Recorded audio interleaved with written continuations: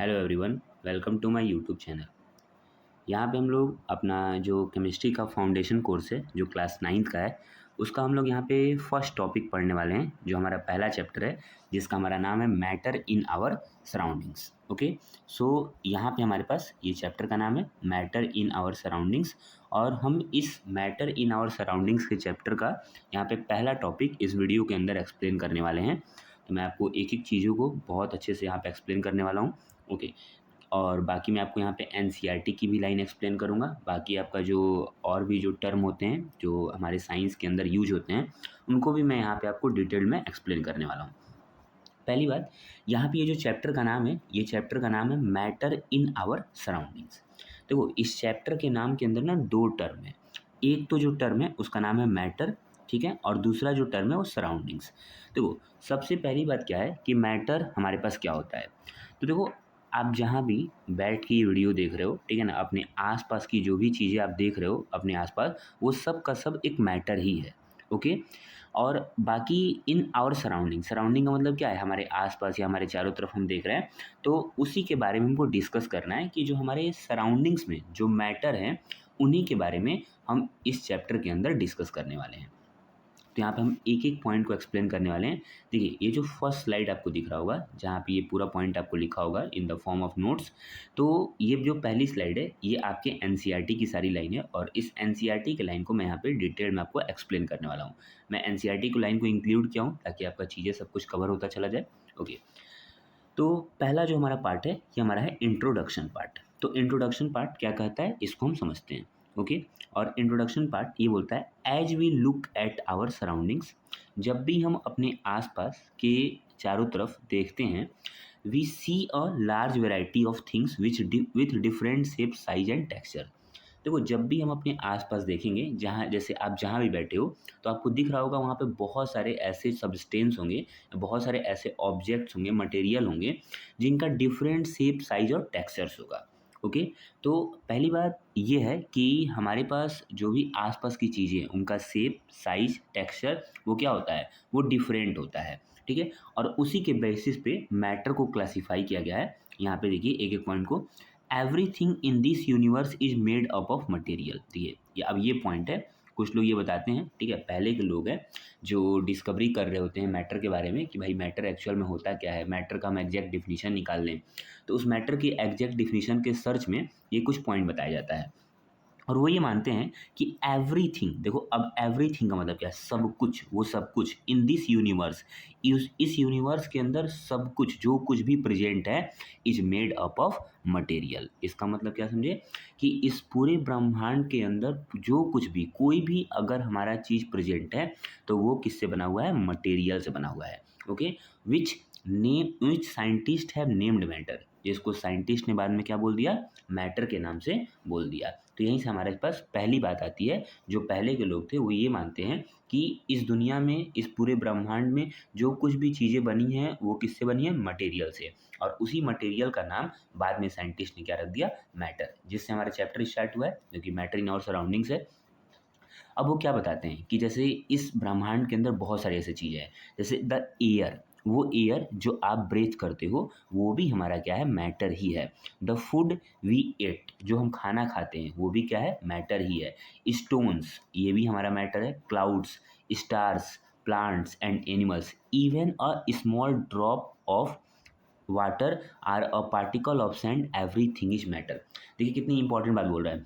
Important बात यह है कि even a small drop of water, है ना, मतलब एक बूंद अगर पानी भी है या एक पार्टिकल भी है सैंड का, तो वो भी हमारा क्या कहलाएगा, मैटर ही कहलाएगा। तो आई थिंक आपको बहुत अच्छे से क्लियर हो रहा होगा कि पहले को लोग ये बताते हैं कि इस पूरे दुनिया में, इस पूरे ब्रह्मांड में जो कुछ भी बना हुआ है वो सब मटेरियल से बना है। उसको साइंटिस्ट ने क्या नाम दे दिया, उसको साइंटिस्ट ने मैटर के नाम से दे दिया। और ये कुछ एग्जांपल्स हैं कि जैसे एयर है, फूड है, स्टोन्स है, क्लाउड्स है, स्टार है, प्लांट, एनिमल है, एक बूंद पानी है, एक पार्टिकल है सैंड का, वो सब कुछ क्या है, मैटर ही है।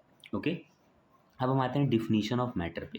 देखो डिफिनीशन क्या है, जैसे ये सब बातें तो हो गई, लेकिन हमको एग्जैक्टली एक डिफिनीशन तो चाहिए था कि भाई अगर हम डिफाइन करना चाहें, जब हम अपनी सिस्टमेटिक स्टडी करेंगे तो मैटर का कहीं ना कहीं कोई एक एग्जैक्ट डिफिनीशन हमको चाहिए। तो उसके लिए ये मैटर का एक डिफिनीशन आया, और मैटर की डिफिनीशन में ये बताएगा कि matter is defined as which occupy both, ठीक है, मास एंड वॉल्यूम।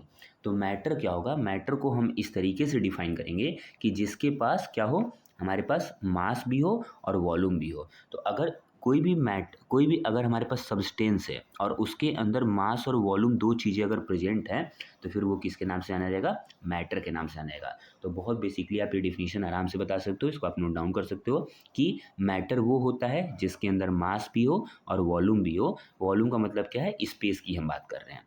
ओके, तो आई थिंक आपको ये जो पॉइंट है पूरा जो मैंने एक्सप्लेन किया है, ये आई थिंक आपको समझ में आ गया होगा। और आप एनसीईआरटी की बुक उठाओगे तो आप फर्स्ट पैराग्राफ ये मैं आपको एक्सप्लेन कर रहा हूँ। नेक्स्ट पॉइंट हम देखते हैं। नेक्स्ट ये कुछ और पॉइंट्स हैं, ठीक है ना, एनसीईआरटी के, तो इसको हम एक्सप्लेन करते हैं। सिंस अर्ली टाइम्स, देखिए अर्ली टाइम्स का मतलब क्या है, स्टार्टिंग के टाइम में human beings have been trying to understand their surroundings.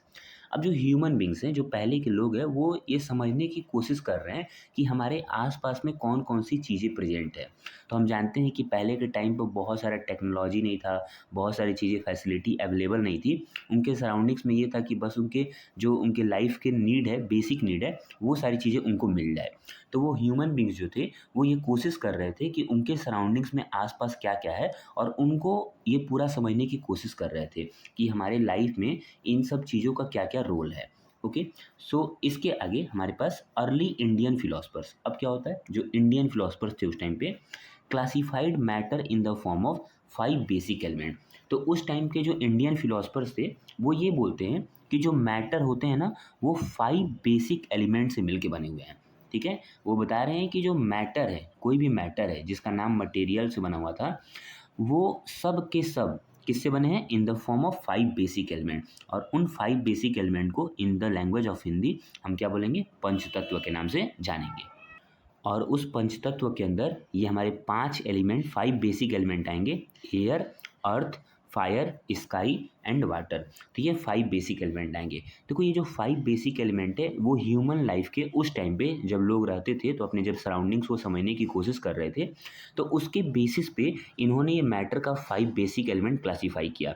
उन्होंने ये माना कि एक ह्यूमन की जब भी बॉर्न हो रहा है, ठीक है ना, जब भी वो हमारे पास उसका बर्थ हो रहा है, ठीक है, या और उस टाइम से लेके जब तक उसकी डेथ हो रही है, तब तक एक ह्यूमन की बेसिक नीड क्या क्या है, उसी बेसिक नीड पे इस 5 एलिमेंट को क्लासीफाई किया गया, और ये माना गया कि मैटर इन्हीं 5 बेसिक एलिमेंट से मिलके बनता है। अकॉर्डिंग टू देम एवरीथिंग, और उनके अकॉर्डिंग क्या था, एवरीथिंग। एवरीथिंग का मतलब क्या है, लिविंग आर नॉन लिविंग। तो जब भी मैं एवरीथिंग की बात करूं, इसका मतलब आपको समझ जाना है कि लिविंग आर नॉन लिविंग की बात कर रहा है। Was made up of 5 basic element. अब देखो ये बताया जा रहा है कि दुनिया में कोई भी चीज़ है, चाहे वो लिविंग हो चाहे वो नॉन लिविंग हो, वो सब के सब 5 बेसिक एलिमेंट से ही मिलके बना हुआ है, ठीक है। ये इंडियन फिलोसफर का मानना था। आगे एंशिएंट ग्रीक फिलोसफर्स, जो एंशिएंट ग्रीक फिलोसफर थे, जो ग्रीक के फिलोसफर थे, वो भी इस मैटर को समझने की कोशिश कर रहे थे कि एक्चुअल में जो हमारा मैटर है, उसको हम चाहें पता करना कि वो मैटर किससे बनता है, तो एंशिएंट ग्रीक फिलोसफर्स क्या करते हैं, had arrived similar classification of matter. इसका मतलब क्या समझे कि एंशिएंट ग्रीक फिलोसफर इस बात से सेटिस्फाइड हैं, इंडियन फिलोसफर की बात से, कि जो मैटर है वो 5 बेसिक एलिमेंट से मिलकर बनता है, जिसको हम पंचतत्व के नाम से जानते हैं। और उस पंचतत्व के अंदर एयर, अर्थ, फायर, स्काई और वाटर होता है। तो आई थिंक आपको यहाँ तक क्लियर हो गया होगा। नेक्स्ट पॉइंट हम देखते हैं। Modern day scientist have evolve 2 types of classification of matter based on their physical property and chemical nature. देखो सबसे पहली बात, शुरू में क्या हुआ, शुरू में ह्यूमन बींग्स ने हमारे ट्राई किया, और ह्यूमन बींग अपने सराउंडिंग को समझते हैं, और उस टाइम पे क्या बताते हैं कि जो मैटर है वो हमारे पास क्या हुआ है, वो पूरी दुनिया में कोई भी चीज़ है वो क्या है, वो मटेरियल से बना हुआ है, और उस मटेरियल का नाम क्या हो गया, मैटर हो गया। बाद में इंडियन फिलोसफर्स ने क्या बोला, 5 बेसिक एलिमेंट है जो कि पंचतत्व है। ये सारी बातों के बाद जो मॉडर्न डे साइंटिस्ट थे, जो एक्चुअली साइंस एंड टेक्नोलॉजी पे वर्क कर रहे थे, उनका ये मानना था कि भाई अगर ये सब कुछ ऐसा है तो हम भी थोड़ा डिस्कवरी करते हैं, और जब वो डिस्कवरी करते हैं तो वो सारी बातों को नेग्लेक्ट करते हुए ये मानते हैं कि जो मैटर होते हैं वो दो तरह के क्लासिफिकेशन को शो करेंगे। एक हमारा फिजिकल प्रॉपर्टीज ऑफ मैटर हो जाएगा, और दूसरा हमारा केमिकल नेचर ऑफ मैटर को रिप्रेजेंट करेगा। तो इस तरीके से देखिए ये एक पूरा क्लासिफिकेशन हुआ किसके किसके बीच में। एक तो हमारे पास जो अर्लियर टाइम के लोग थे वो क्या बता रहे हैं, फिर उसके बाद से इंडियन फिलोसफर्स ने क्या बताया, फिर ग्रीक फिलोसफर्स ने क्या बताया, और बाद में मॉडर्न डे साइंटिस्ट ने क्या एक्सप्लेन किया। तो ये पूरा हमारा इंट्रोडक्शन था उसके बारे में। ओके, फिर देखो अभी हमारे पास है मैटर अराउंड अस। अब ये सारा जो मैटर है, जैसे देखो ये हमारा क्या है, ये हमारा एक मैटर है, ठीक है ना, वुडन हमारे पास ब्लॉक है, तो आप इसको बोल सकते हो कि हमारे पास ये एक मैटर है। ओके, ये जो बुक है ये भी आपके हमारे पास क्या है, एक मैटर है। ये जो स्टोन्स दिख रहे हैं ये भी मैटर है। ये जो फूड आइटम दिख रहा है ये भी हमारा मैटर है। तो ये सब जो कुछ भी आपको स्क्रीन पे दिख रहा है ये सब के सब मैटर ही हैं। ओके, अब हमारे पास जो हमारा नेक्स्ट टॉपिक है ये हमारा होने वाला है kinetic molecular theory of matter. ये हमारा ऑफ है, आप इसको करेक्ट कर लेना। ओके, तो पहली बात, ये जो kinetic molecular theory of matter है ये मैटर के बारे में बताएगा कि एक्चुअल में मैटर की क्या क्या प्रॉपर्टीज़ हैं, कैसे कौन कौन से मैटर हमारे नेचर के अंदर एग्जिस्ट करता है, तो उनके बारे में ये सारी काइनेटिक मॉलिक्यूलर थ्योरी बताएगा। और मैटर जो हमारे अरेंजमेंट होते हैं, जो उनके पार्टिकल्स का अरेंजमेंट होते हैं वो कैसा होता है, उनको ये पूरी काइनेटिक मॉलिक्यूलर थ्योरी एक्सप्लेन करेगा। ओके, तो मैं यहाँ पे आपको बता दूँ कोई पहली बात, जो काइनेटिक वर्ड है ये काइनेटिक वर्ड किसके लिए रिप्रेजेंट कर रहा है, ये कहीं ना कहीं काइनेटिक एनर्जी से रिप्रेजेंट कर रहा है। ओके, ये कहीं ना कहीं काइनेटिक एनर्जी से रिलेट करेगा, और जो काइनेटिक एनर्जी है वो किससे रिलेट करता है, वो हमारा टेम्परेचर से रिलेट करता है। ओके, काइनेटिक एनर्जी और टेम्परेचर से रिलेट करता है। मॉलिक्यूलर थ्योरी मतलब हम यहाँ मॉलिक्यूल की बात करने वाले हैं, और किसकी है, मैटर की। तो जो मैटर की काइनेटिक मॉलिक्यूलर थ्योरी है उसकी हम बात करने वाले हैं। इसका मतलब कहीं ना कहीं हमारे पास इस पूरी थ्योरी के अंदर टेम्परेचर का, काइनेटिक एनर्जी का, पार्टिकल्स के मूवमेंट का, इन सब चीज़ों का बहुत बड़ा रोल होने वाला है।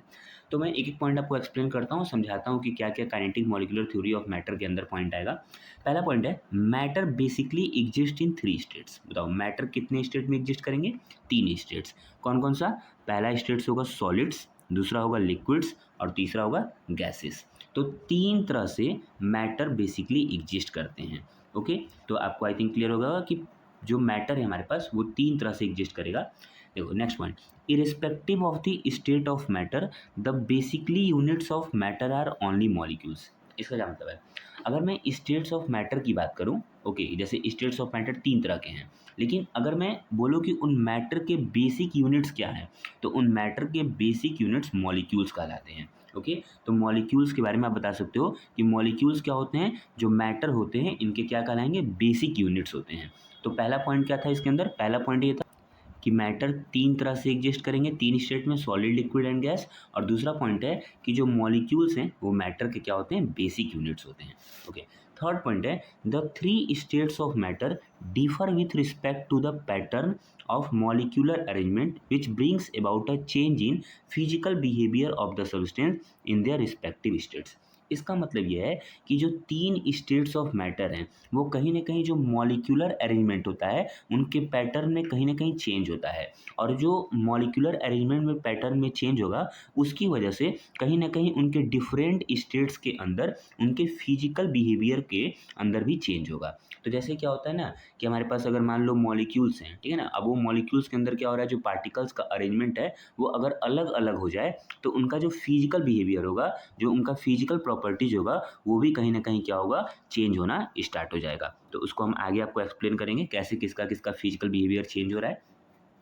नेक्स्ट पॉइंट है kinetic molecular theory states that. देखिए ये जो पॉइंट है ना, यही पॉइंट है काइनेटिक मॉलिक्यूलर थ्योरी का main point.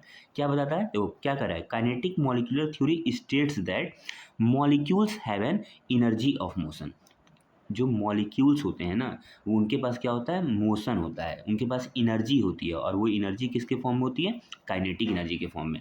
That depends on temperature. तो मैंने अभी आपको बताया ना कि जो काइनेटिक एनर्जी होती है वो किस पे डिपेंड करेगी, टेम्परेचर पे।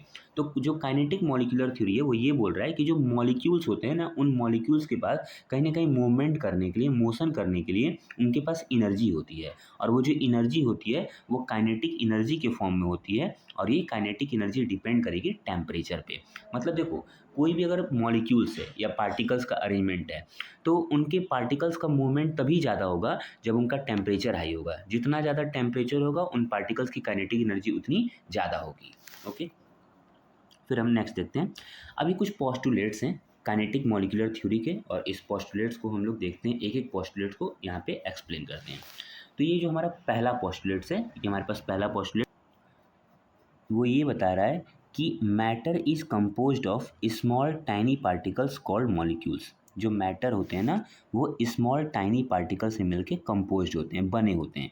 देखो, ये छोटे छोटे हमारे क्या हैं, पार्टिकल्स हैं, ठीक है। ये जो छोटे छोटे पार्टिकल्स हैं, और ये जो छोटे छोटे पार्टिकल से मिलके ये जो पूरा एक अरेंजमेंट बना हुआ है, इस पूरे अरेंजमेंट को हम क्या बोलने वाले हैं, इस पूरे अरेंजमेंट को हम मॉलिक्यूल्स के नाम से जानेंगे। तो जो मैटर होते हैं वो छोटे छोटे पार्टिकल्स से मिलके बनते हैं, और वो छोटे छोटे पार्टिकल्स का जो एक अरेंजमेंट आता है, उसी को हम क्या बोलेंगे, मॉलिक्यूल्स के नाम से जानेंगे। तो देखो, ये काइनेटिक मॉलिक्यूलर थ्योरी ये सब बातें बता रहा है। ये काइनेटिक मॉलिक्यूलर थ्योरी का पोस्टुलेट से स्टेटमेंट है, वो ये बताना चाहता है कि जितने भी हमारे पास छोटे छोटे पार्टिकल से मिलके एक मैटर बनता है, वही जो एक पूरा मैटर है वो एक्चुअल में क्या कहलाता है, मॉलिक्यूल्स कहलाता है। पीछे मैंने आपको बताया भी है कि जो बेसिक यूनिट ऑफ मैटर होता है, जो बेसिक यूनिट ऑफ मैटर होते हैं, उसको उसको हम क्या बोलते हैं, मॉलिक्यूल के नाम से जानते हैं। Okay, basic unit of matter किसके नाम से जाना जाएगा, मॉलिक्यूल्स के नाम से। तो वही बात है, जो ये मैटर के बेसिक बेसिक यूनिट्स हैं, ओके, ये सब क्या होंगे, मॉलिक्यूल्स के नाम से जाने जाएंगे। नेक्स्ट पॉइंट देखिए, नेक्स्ट पॉइंट है postulates of kinetic molecular theory का। ये है इंटरमॉलिक्यूलर स्पेसेस के बारे में। तो ओके, तो देखो ये सब डिफिनीशन है, आप ना इसको नोट डाउन कर लेना कि हमारे पास जैसे ये बना ना, जैसे मॉलिक्यूल्स का यहाँ डिफिनीशन मिल गया आपको, फिर आप नेक्स्ट वाले में देखो, यहाँ पे आपको ये मिल जाएगा, इंटरमॉलिक्यूलर स्पेसेस का डिफिनीशन मिल जाएगा। तो इंटरमॉलिक्यूलर स्पेस क्या है, देखो सबसे पहली बात, ये हमारे पास सॉलिड का अरेंजमेंट है, ये हमारा लिक्विड का अरेंजमेंट है, और ये गैसेस का अरेंजमेंट है। आप ध्यान से डायग्राम को समझने की कोशिश करो, और इस डायग्राम को जब आप देख रहे होगे, ठीक है, तो आपको ये समझ में आ रहा होगा कि ये जो सॉलिड है, इसमें अगर मान लो मैं इस पार्टिकल्स की बात करूँ, एक सिंगल पार्टिकल की, तो ये जो पार्टिकल है ना, ये अपने नेबर वाले पार्टिकल से बिल्कुल टच में है। जैसे ये पार्टिकल इस पार्टिकल को भी टच कर रहा है, इसको भी टच कर रहा है, इस पार्टिकल को भी टच कर रहा है, और इस पार्टिकल को भी टच कर रहा है। इसका मतलब क्या समझे, इसका मतलब ये समझे कि इसमें ये जो सॉलिड वाले हैं, इनमें जो पार्टिकल है, इनका अट्रैक्शन क्या है, बहुत ही अच्छा है। मतलब अट्रैक्शन कैसा है, बहुत ही अच्छा है।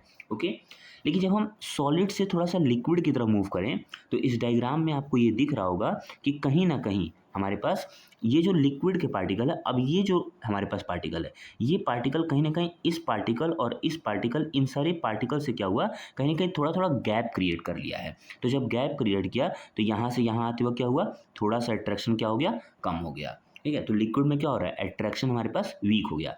वहीं से जब आप लिक्विड से गैसेस में आओगे, तो अब देखो, अगर ये पार्टिकल है, तो एक पार्टिकल यहाँ चला गया, एक पार्टिकल यहाँ चला गया, तो कहीं ना कहीं इसमें अट्रैक्शन बिल्कुल क्या हो गया, कम हो गया। अब देखो सिंपल है, अगर अट्रैक्शन हमारे पास सॉलिड में पार्टिकल पास पास है, तो अट्रैक्शन ज़्यादा है। जब अट्रैक्शन ज़्यादा है, तो बताओ इसका मतलब क्या होगा, इसके अंदर क्या हो रहा है, इसके अंदर स्पेस क्या होगा, कम होगा। इसके अंदर स्पेस क्या होगा, हमारे पास कम होगा। ओके, लेकिन जब आप लिक्विड के अंदर आए, तो अट्रैक्शन थोड़ा सा क्या हो गया, कम, तो स्पेस क्या हो जाएगा, बढ़ जाएगा।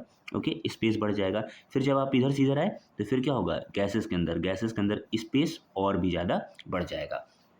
तो सिंपल बात समझो, सॉलिड के अंदर क्या होता है, intermolecular force of attraction high होता है। ये जो सॉलिड के पार्टिकल, इनके बीच में क्या है, जो पार्टिकल्स हैं उनके बीच में intermolecular force of attraction high है। लिक्विड में क्या होता है, लिक्विड में इंटरमीडिएट होता है। देखो, जो इंटरमॉलिक्यूलर फोर्स ऑफ अट्रैक्शन होगा ना, वो लिक्विड में क्या होगा, सॉलिड से तो कम होगा, लेकिन गैसेस से ज़्यादा होगा। तो कहीं ना कहीं क्या है, ये इंटरमीडिएट है। और जो गैसेस होते हैं, इसके अंदर इंटरमॉलिक्यूलर फोर्स ऑफ अट्रैक्शन क्या होता है, सबसे कम होता है। और इसका रिवर्स कर दो, देखो जब अट्रैक्शन बिल्कुल अच्छा होगा तो स्पेस क्या होगा, कम, ठीक है ना। देखो एक दूसरे के क्या है, इन्वर्सली प्रोपोर्शनल है। अगर कोई चीज़ का अट्रैक्शन अच्छा है तो स्पेस कम होगा, अट्रैक्शन थोड़ा सा कम हुआ तो स्पेस बढ़ जाएगा, अट्रैक्शन बिल्कुल कम हो गया तो स्पेस पूरा बढ़ जाएगा। तो वही कह रहा है, the empty spaces existing between the molecules are called intermolecular space. Okay, देखो चूंकि हम मॉलिक्यूल की बात कर रहे हैं इसलिए हम इंटरमॉलिक्यूलर स्पेस के नाम से जानते हैं। ओके, तो पहली बात आप याद रखो कि जो भी मॉलिक्यूल्स के बीच में स्पेस एग्जिस्ट करता है उसी को हम इंटरमॉलिक्यूलर स्पेसेस के नाम से जानते हैं। ओके, देखिए नेक्स्ट पॉइंट हमारा नेक्स्ट है postulates of kinetic molecular theory का, molecules have forces of attraction. तो ये मैं पीछे आपको भी समझा ही रहा था, between them are known as intermolecular forces of attraction. तो जो मॉलिक्यूल्स हैं उनके बीच में जो फोर्स ऑफ अट्रैक्शन लग रहा है, जो पार्टिकल पास पास हैं, उनको हम क्या बोलेंगे, इंटरमॉलिक्यूलर फोर्स ऑफ अट्रैक्शन। ठीक है, तो यहाँ पे आप देख सकते हो सॉलिड में इंटरमॉलिक्यूलर फोर्स ऑफ अट्रैक्शन सबसे ज़्यादा है, लिक्विड में थोड़ा कम हो गया, यहाँ से यहाँ गए तो, और गैसेस में क्या हो गया, बिल्कुल कम हो गया। ठीक है, तो गैसेस की मैं आपको एक कहानी समझा देता हूँ गैसेस के बारे में। देखो जैसे सॉलिड का पार्टिकल है, तो सॉलिड का पार्टिकल आपने कहीं रखा तो वो एज इट इज अरेंज रहेगा, उसमें कोई भी चेंज नहीं आएगा। लिक्विड के पार्टिकल को अगर आपने कंटेनर में रखा तो कहीं ना कहीं वो क्या करेगा, हमारे पास जो कंटेनर होता है उसका शेप ले लेगा। हमेशा लिक्विड को डिफाइन करने का तरीका आप समझ लीजिए, ठीक है ना, कि अगर लिक्विड है कोई भी, तो जैसे अगर मान लो हमारे पास वाटर है, वाटर, अब मैंने वाटर ले लिया, अब मैंने इस वाटर को क्या किया ना, बहुत सारे डिफरेंट कंटेनर के शेप में रख दिया। तो आप जानते हो कि जितने सारे कंटेनर के शेप में वाटर को आप रखोगे, वाटर उसी कंटेनर के शेप में वापस आ जाएगा, है ना। ऐसा नहीं है कि वाटर का कोई फिक्स शेप होता है, ठीक है। तो लिक्विड जो होते हैं, लिक्विड क्या करते हैं, जिस कंटेनर में जाते हैं उसी के शेप को ऑक्यूपाई कर लेते हैं। तो लिक्विड का अरेंजमेंट पार्टिकल का कुछ ऐसा होगा कि वो डिपेंड करता है कंटेनर के शेप पे। जो गैसेस के पार्टिकल्स होते हैं ना, गैसेस के पार्टिकल्स पूरे, चूंकि इनकी काइनेटिक एनर्जी हाई होती है, तो ये पूरे कंटेनर को क्या करते हैं, हमारे पास फिल अप कर लेते हैं। पूरे कंटेनर के अंदर क्या होता है, इनके गैसेस का मूवमेंट स्टार्ट हो जाता है।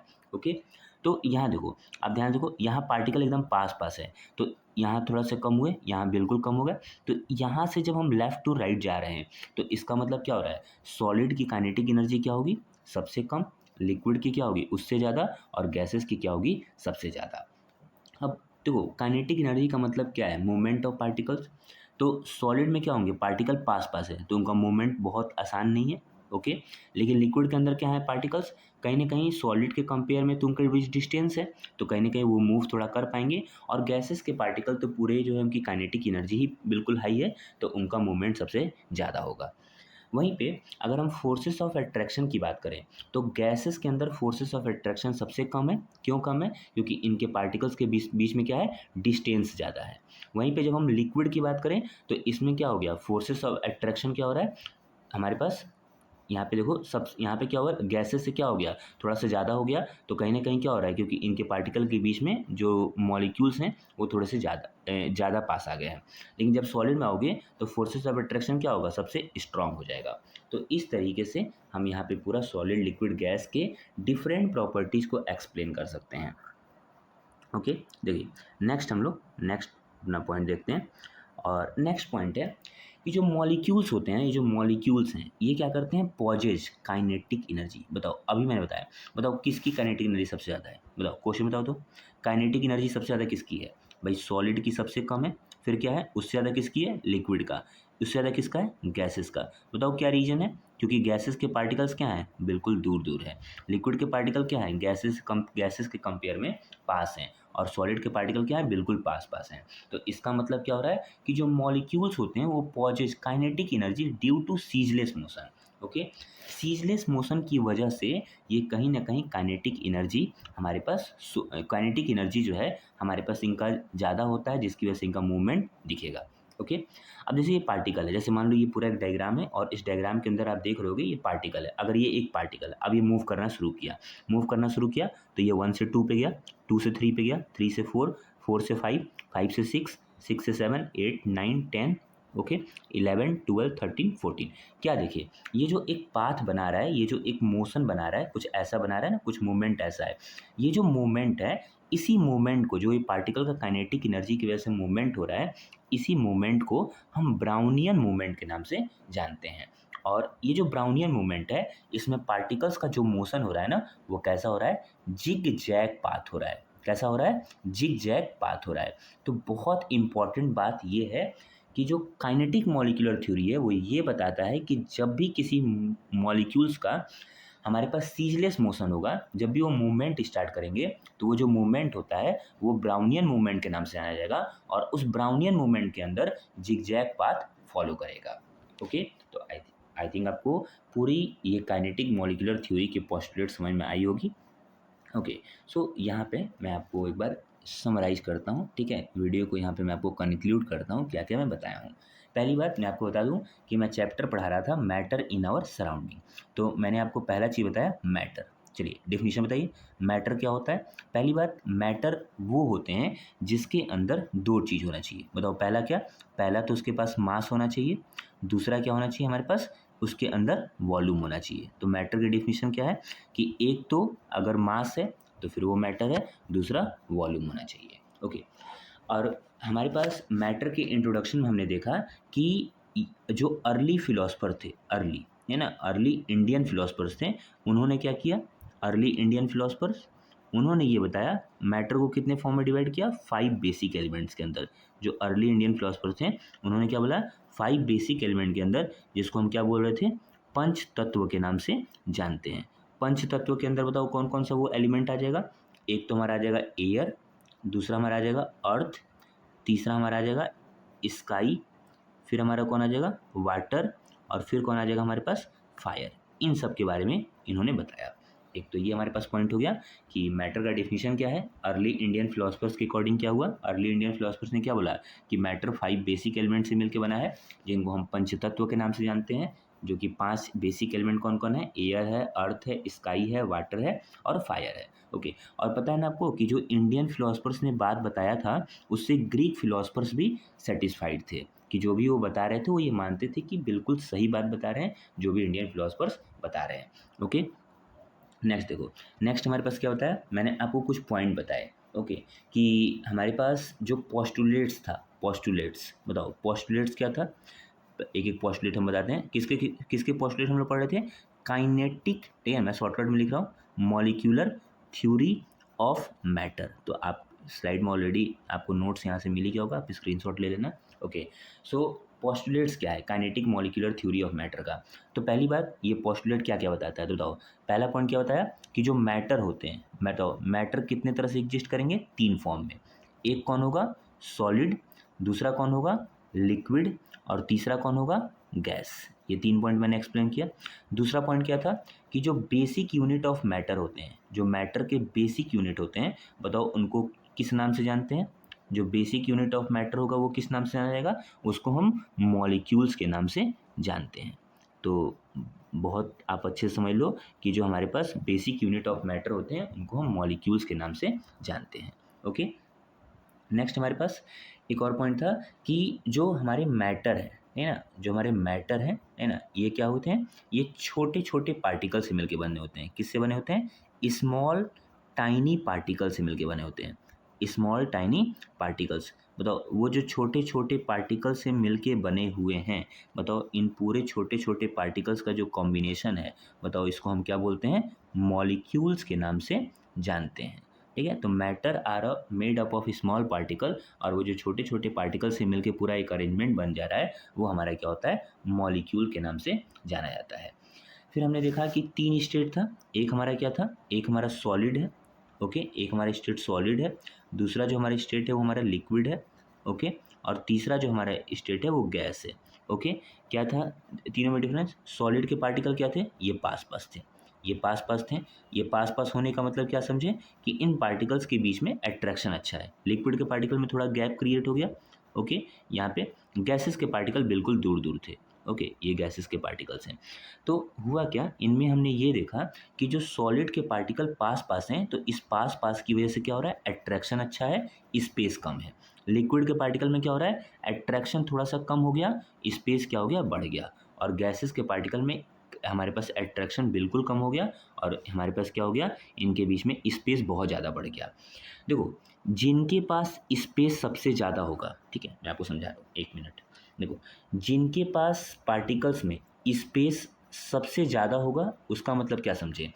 स्पेस ज़्यादा होने का मतलब ये है कि उनका मूवमेंट ज़्यादा हो रहा है, ओके? उनमें पार्टिकल्स का क्या है? मूवमेंट ज़्यादा है। और पार्टिकल्स की मूवमेंट कैसे ज़्यादा होगी? पार्टिकल्स की मूवमेंट तो तभी ज़्यादा होगी ना जब उनकी काइनेटिक एनर्जी हाई होगी, ओके? क्योंकि काइनेटिक एनर्जी के ही बेसिस पे पार्टिकल्स का मूवमेंट बढ़ता है, तो वो काइनेटिक एनर्जी ज़्यादा होगी। तो ये आपको बहुत अच्छे से याद रखना है, ठीक है? तो और जो काइनेटिक एनर्जी होती है वो किस पे डिपेंड करती है? वो टेम्परेचर पे डिपेंड करती है। तो ये कुछ रिलेशंस है, आपको याद रखना है। टेम्परेचर जितना बढ़ाओगे काइनेटिक एनर्जी बढ़ेगी, काइनेटिक एनर्जी बढ़ेगी, पार्टिकल्स का मूवमेंट बढ़ेगा, पार्टिकल्स का मूवमेंट बढ़ेगा तो उन पार्टिकल्स के बीच में क्या बढ़ने लगेगा? स्पेस बढ़ेगा। एक और पॉइंट आपको याद रखना है कि जो हमारा इंटरमॉलिक्यूलर फोर्स ऑफ अट्रैक्शन होता है ना, जो इंटरमॉलिक्यूलर फोर्स ऑफ अट्रैक्शन होता है, intermolecular force of attraction is inversely proportional to intermolecular intermolecular space, ठीक है? हमारे पास इसका मतलब ये है कि जितना ज़्यादा पार्टिकल में फोर्स ऑफ अट्रैक्शन हाई होगा उसका स्पेस उतना ही कम होगा, ओके? इन्वर्सली प्रोपोर्शनल का मतलब क्या है? एक फैक्टर बढ़ेगा तो दूसरा फैक्टर डिक्रीज करेगा। तो ये सारे पॉइंट्स थे, आप एक बार देख सकते हो, ठीक है? मैंने जो भी आपको एक्सप्लेन किया, ओके, तो आई थिंक आपको क्लियर हो गया होगा कि ये सब मैटर के बारे में था, इंडियन फिलोसफर्स के बारे में था, ये हमारा पोस्टुलेट्स है कुछ काइनेटिक मॉलिक्यूलर थ्योरी का, ओके? आप रैंडमली फास्ट इसको देख सकते हो, ये सारे पॉइंट्स हैं। तो ये जो हमारा पार्ट था मैटर इन आवर सराउंडिंग्स का, जो ये हमारा पहला चैप्टर का पहला टॉपिक था, ये मैंने आपको बहुत ही डिटेल में समझाया ताकि आपको एक चैप्टर का आइडिया लगे कि चैप्टर के अंदर बेसिकली पूछा क्या जा रहा है, चैप्टर में हमको पढ़ना क्या है, ओके? तो यहाँ तक जो है वीडियो आई थिंक आपको समझ में आया होगा और यहाँ पे हम लोग वीडियो को ये एंड करते हैं। नेक्स्ट वाले वीडियो के अंदर हम लोग का जो भी टॉपिक मेंशन्स होगा, जो इंट्रोडक्शन वीडियो मैंने आपको बताया हुआ है, उस टॉपिक को हम लोग लेंगे, ओके? तो यहाँ तक देखो, अगर कोई भी आपको लगता है कोई डाउट है या कोई चीज़ ऐसा है जो आपको नहीं समझ में आया तो आप उसको कमेंट कर सकते हो, मैं आपको उसका रिप्लाई कर दूँगा। तो यहाँ तक के लिए ओके, थैंक यू।